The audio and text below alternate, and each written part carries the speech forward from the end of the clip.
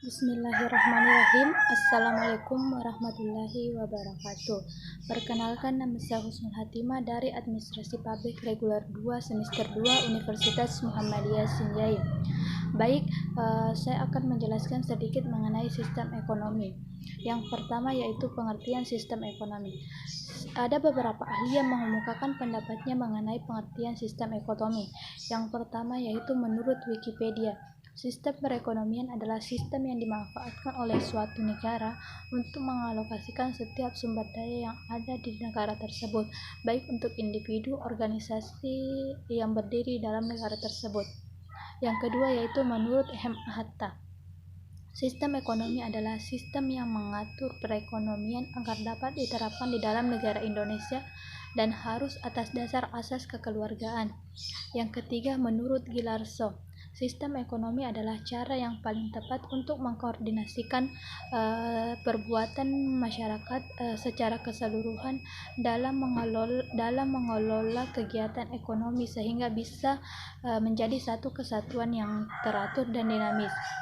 Dari pendapat Wikipedia, M. Hatta dan Gilarso, dapat disimpulkan bahwa sistem ekonomi adalah suatu sistem yang mengatur dan juga mengelola setiap kegiatan ekonomi sehingga mampu memaksimalkan sumber daya yang dimiliki. Kedua yaitu sejarah sistem ekonomi Indonesia. Di negara Indonesia sendiri sudah beberapa kali melakukan perubahan sistem ekonomi, mulai dari zaman penjajahan hingga sampai saat ini. Yang pertama yaitu masa demokrasi liberal. Sistem ekonomi yang pertama kali diterapkan di negara Indonesia yaitu sistem ekonomi liberal. Sistem ekonomi ini berlangsung pada tahun 1950 sampai 1957, yang artinya sistem ekonomi berlaku setelah Indonesia merdeka yaitu tahun 1945. Perubahan kabinet yang sering sekali terjadi pada saat itu berdampak negatif pada lemahnya ekonomi di Indonesia, dan untuk menanggulanginya diterapkan kebijakan menggunting uang Rp5 menjadi dua bagian, yang dimana bagian pertama yang bernilai 2,5 digunakan sebagai alat pembayaran yang sah, sedangkan 2,5 yang lainnya digunakan untuk membeli obligasi pinjaman nasional.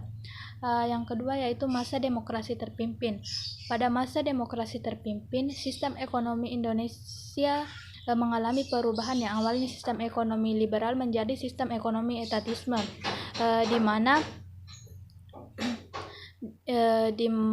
mana sistem ekonomi dipegang dan dikuasai oleh pihak negara, baik itu aspek sosial, politik maupun ekonomi.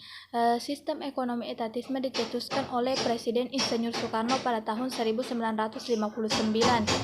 Sistem ini diberlakukan karena sistem ekonomi liberal tidak mampu membuat setiap pengusaha dalam negeri bersaing dengan pengusaha asing. Yang ketiga yaitu masa demokrasi ekonomi.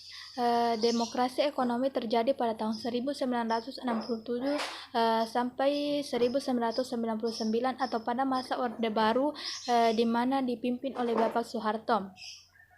Pada masa ini, sistem ekonomi yang diberlakukan adalah sistem ekonomi campuran, di mana terdapat campur tangan antara pemerintah dan rakyat dalam meningkatkan kegiatan ekonomi, yang artinya pemerintah berperan sebagai pengendali ekonomi, sedangkan masyarakat berperan sebagai pelaku produksi, distribusi, dan konsumennya.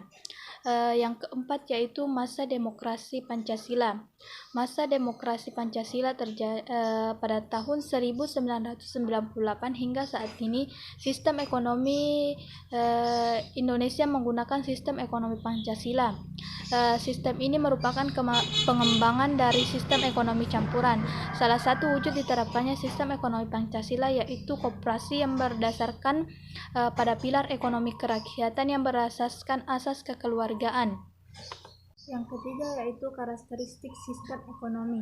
Ada beberapa karakteristik dari sistem ekonomi, yaitu pertama, setiap kegiatan ekonomi yang dilakukan adalah kegiatan bersama atau gotong royong yang lebih fokus mengedepankan ikatan kekeluargaan. Yang kedua yaitu negara menguasai cabang produksi yang sifatnya strategis dan penting untuk banyak orang. Yang ketiga yaitu kegiatan ekonomi yang dilakukan oleh negara dan masyarakat harus kontinu dan ramah lingkungan. Itulah tadi penjelasan mengenai sistem ekonomi yang ada di Indonesia. Dengan ini kita dapat mengetahui bahwa sistem ekonomi Pancasila adalah sistem ekonomi yang masih digunakan oleh negara Indonesia sampai saat ini. Sistem ini digunakan karena sistem ekonomi Pancasila mampu membantu kesejahteraan rakyat, khususnya kesejahteraan para pelaku UKM yang menyerap sebagian besar tenaga manusia. Sekian dari saya. Wassalamualaikum warahmatullahi wabarakatuh.